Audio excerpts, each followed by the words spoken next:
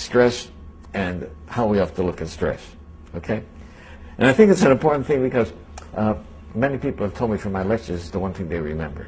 Okay? I was sitting in a dentist's office and looked at an article that said, "How do lobsters grow?" Well, I don't care how lobsters grow.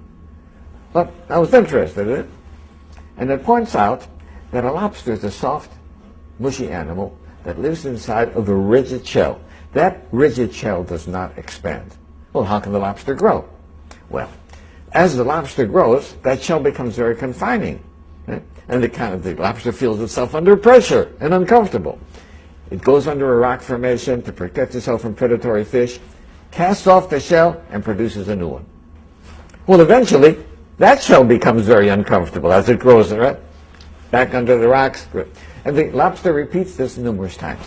The stimulus for the lobster to be able to grow is that it feels uncomfortable. Right? Now, if lobsters had doctors, they would never grow.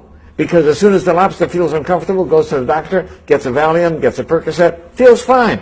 Never gets off its shell.